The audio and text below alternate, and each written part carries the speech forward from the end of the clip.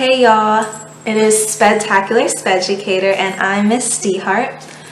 It is a long time no see. I've been super busy. Obviously, as you can tell by the title of this video, I took my PPR. And obviously I passed or I would not be making this video. I've been super busy and I'm gonna be telling you a bunch of information regarding the PPR, which is the TExES certification exam, and I believe it's number 160. So if that's something you're interested in, keep watching. And also, I'm going to be doing a giveaway at the end of this video, so stay tuned for the end. If you are taking your PPR, then I have a good giveaway for you. So let's just get into it.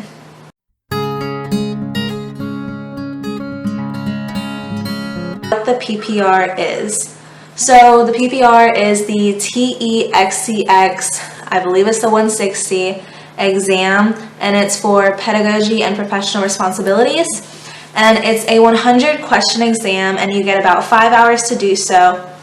And you're taking it in a testing center. You have all your things taken away from you, and it's a really, really important test. I know that my university, I don't know if it's for everyone's university, but my university gives you 5 attempts to take it, and then after your 5 attempts are over, if you still haven't passed, then you're out of luck. You can't become certified as a teacher. So there are other certification exams that need to be taken to be certified, but this is one of the beginning exams that you should be taking first. So the PPR talks about what scenarios you'll be encountered with. So it says some things like, if you're given XYZ in the classroom, then what will you do? And the answer choices are going to be what you're going to be doing. And so that's about all there is to the PPR.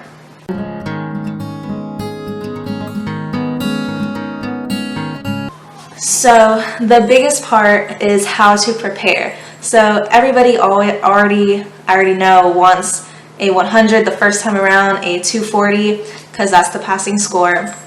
So preparing is one of the biggest things I can emphasize to you. Prepare, prepare, prepare, study, study, study.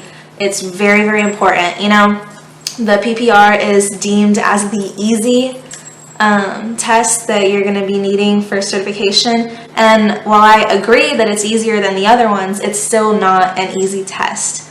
It's not something that you can go into without studying and expect a good grade on. It's just not possible.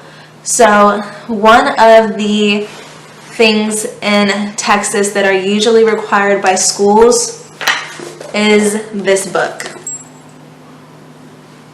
This is the TExES PPR EC-12 book. So this book is by REA. It is the 6th edition. It can be found online, but you do have to purchase it, or you can purchase the hard copy like I did. And this book is required by my university, so I did have to buy it, like I was required to buy it. And I had to use it for one of my classes, and then I promise you, I never laid my hands on it again. This is, in my opinion, a very, very, very, very bad study tool. And I'm going to tell you why. So, while there are things that are good about this book, the bad thing is that it doesn't teach you anything, in my opinion. So it has all the different competencies, which if you're taking the PPR, you know what I'm talking about by that. It has competency 1 through, I believe, 13 competencies. Yeah, there's 13 competencies. Each chapter is a competency, and each chapter is going to tell you about that competency, and it tells you what it is. It tells you some vocabulary about it, but I promise you, if you read that, it's really not going to do anything for you, because it doesn't tell you what the test is going to be asking you. It doesn't really tell you how to even answer the questions on the test. It doesn't tell you anything about the test. It really just informs you about the competencies. And while the competencies are found on the test, you're not being asked, oh, what is competency for? What is competency 5 about? Those are not questions that you'll find on the test. So that is why I think that this book is really, really, really not useful. And that's just my opinion. Sorry to break it to you. And in the end of this book, there are either 2 or 3, I think there's 2 practice tests. And if you get the online version, the test will be online, which is probably more beneficial as the test, is an online exam. But I think that this book, if you get the question wrong and you go to find why the question is wrong or why that answer is correct, it doesn't do a really good job at explaining it. So it'll just say that, so say if it's asking you what's your first step in lesson planning, and the answer is A, the first step is yada yada yada. If you go to look up why that's the first step or why that's right, it's going to say because A is the first step. Like, it doesn't really explain anything to you, it doesn't teach you anything.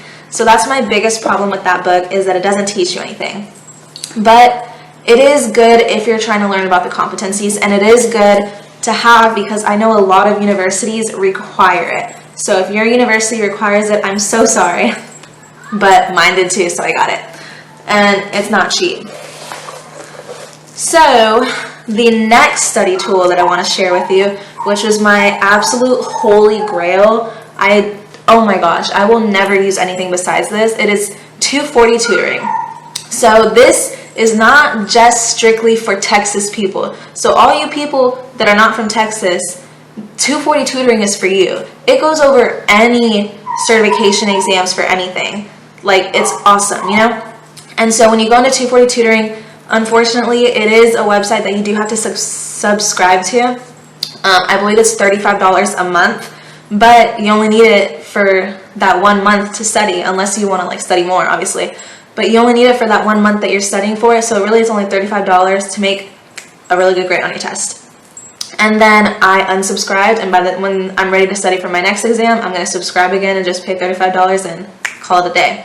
So that's one thing that you have to keep in mind when doing 240 tutoring, is that if you don't cancel your subscription, they will charge you the next month. So it's not free, but honestly, I think they're the biggest reason that I passed this test, besides my own motivation, But so this website lays everything out.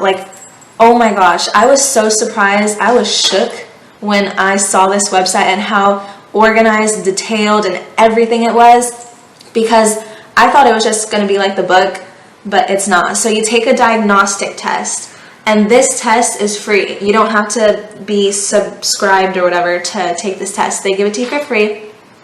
And so you take the diagnostic test, and it's only 50 questions, and then it tells you, hey, these are the competencies that you're not doing so good in. You made an 80 in this, oh, you made a 60 in this, oh, you made a 20 in this, or oh, you made a 100 in this.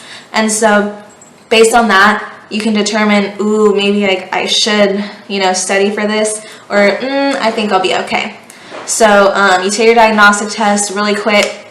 It tells you what you need to study. And so then when you purchase your subscription, it opens up to each competency. So like I said, there's 13 competencies. So it has a little bubble for each competency, and it tells you your progress for each competency. So you have to click on each one. It gives you all this great information. It gives you vocabulary. It gives you what the questions are looking for. So it'll give you tips at the end of each little slide that says pick the answer that talks about age. So it gives you so many helpful tips that you can actually use on your test. And so that's one massive benefit of them. And also, when you're done with the little slides, you just click next and you're taken to quizzes. And based on how many questions are in the actual test, so say competency whatever is 10% of the test, then you're going to have less quizzes over that than one competency that's 50% of the test. So it really prepares you for what you're actually seeing on the test. And so you take all these quizzes, it gives you all your grades, and it doesn't let you move on until you make, I don't remember if it's an 80 or 70, but you have to make a certain grade for it to let you move on. And so I think that's awesome because, you know, it gives you like drive to finish. And then when you make all those good grades on your quizzes, it takes you to the practice exams. And so it gives you a couple practice exams and it gives you your grades on those. And it's honestly the best thing ever. Like, I adore it. And I'm going to be using it for all my other tests. It is the best study material I've ever encountered. Like, it's worth the money, honestly. But I understand that, you know, it is a little pricey, but that's okay. So that's all I have for studying.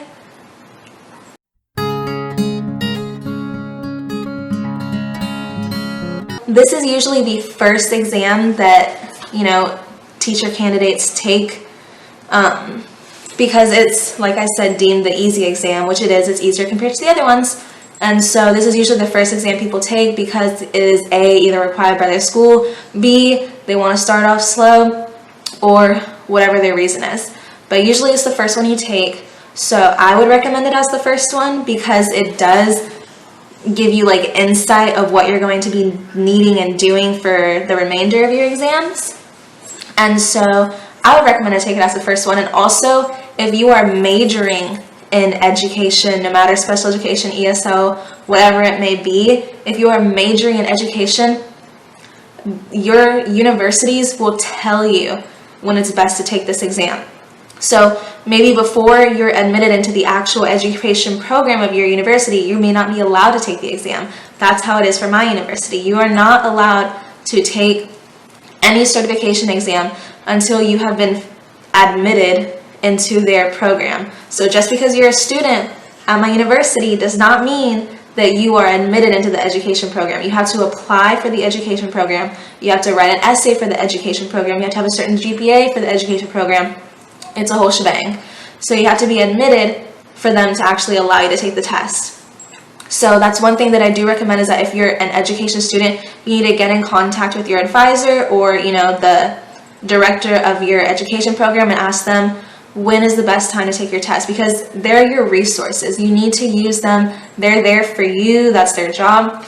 And so that's my advice for when to take the PPR.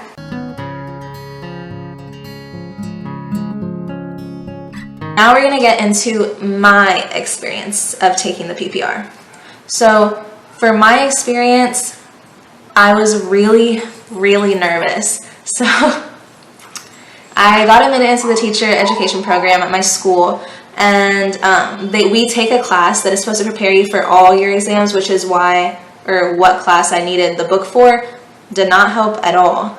But you know, after that class, they say, you know what, you're good to go, take your exams, whatever. And so I'm like, hallelujah, let me take one.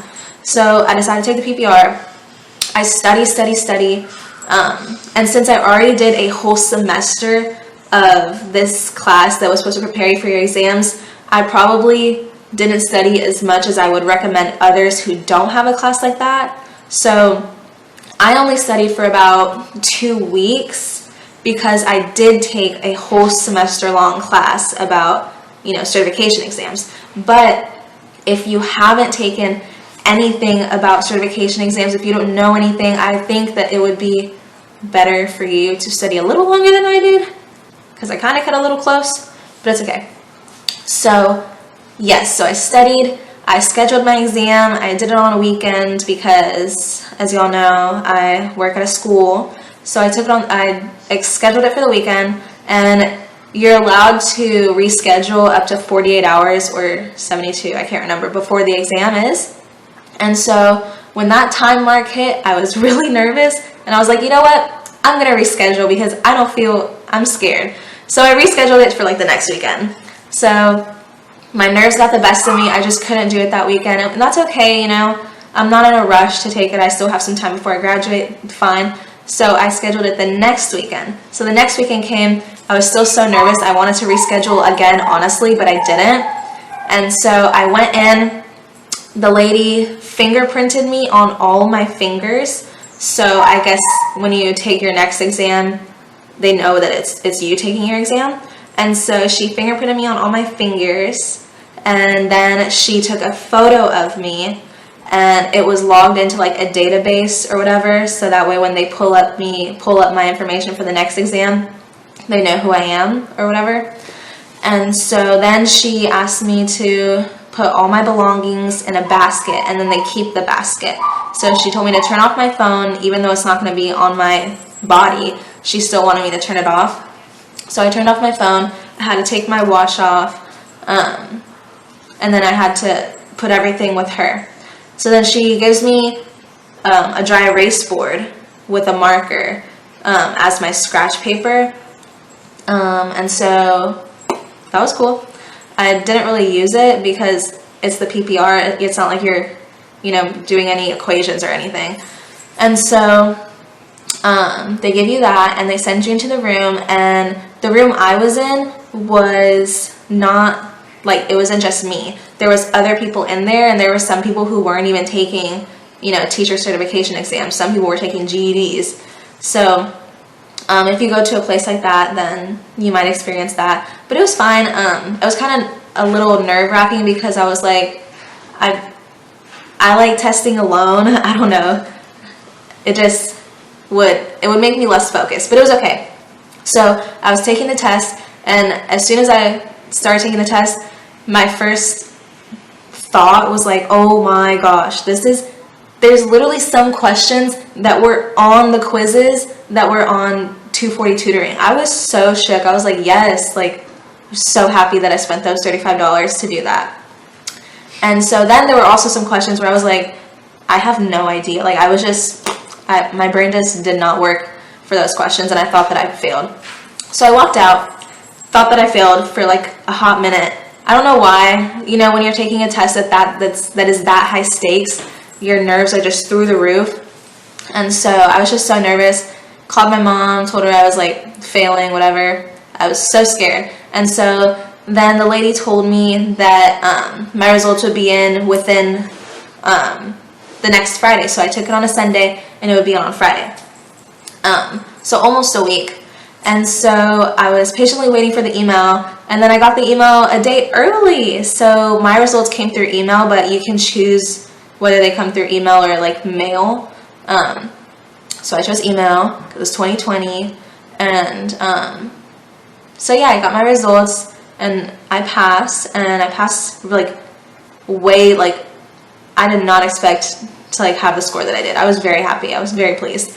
And so it was not as bad as I made it seem. Like, your nerves just do that to you.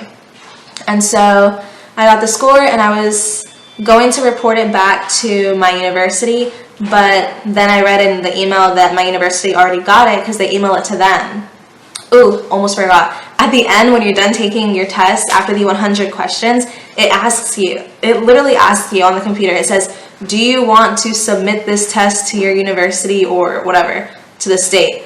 And you can either say yes or no. And if you click yes, then it saves your grade. But if you click no, then it deletes that, and it doesn't even count as an attempt. So if you walk in there and you take this test and you're like, I did not know one question on there, I absolutely failed, then you can literally delete it, and it doesn't even count as attempt. But you have to answer that question within like a 1 minute window. Like, you have 60 seconds to think about it and like decide.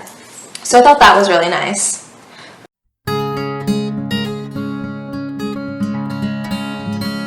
I know that some people out there who are in TExES, are trying to take this PPR, but they might not be able to afford their resources. So they might not be able to afford this book that is required by their university, or they might not be able to afford the 240 tutoring. So I have done the liberty of giving away this book, the TExES PPR EC-12 book, which is required by a lot of universities. So you better check if you might need it, and then enter the giveaway. Well, I'm also giving away, it's a bundle. So you're going to get both of them. One person wins, one person gets both of these. I'm also giving away this binder, which includes all of the information that is on 240 tutoring. I'm not kidding. I literally took all of the information that I thought would be important, which literally almost all this information is on the test, and I'm about to take out and show you. So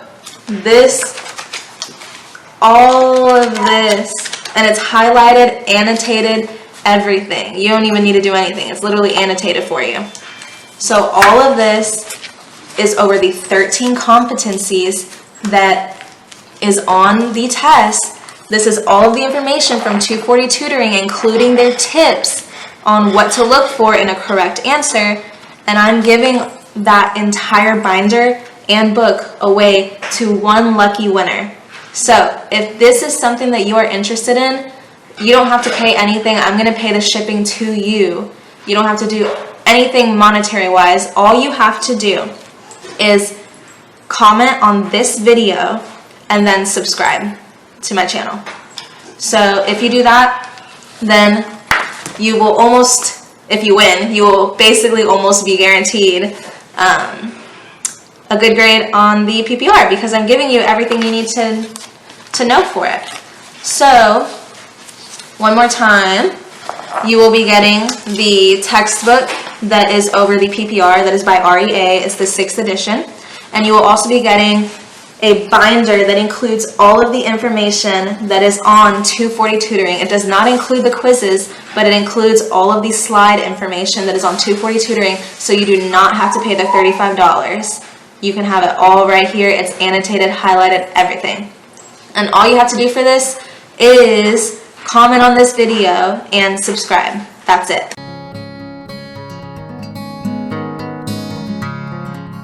Now, I want to wish everyone who is taking this test a good luck. Y'all will do awesome. There's nothing to worry about. As long as you study, you'll do great. So good luck to everyone, and I will see you all in my next video. Bye.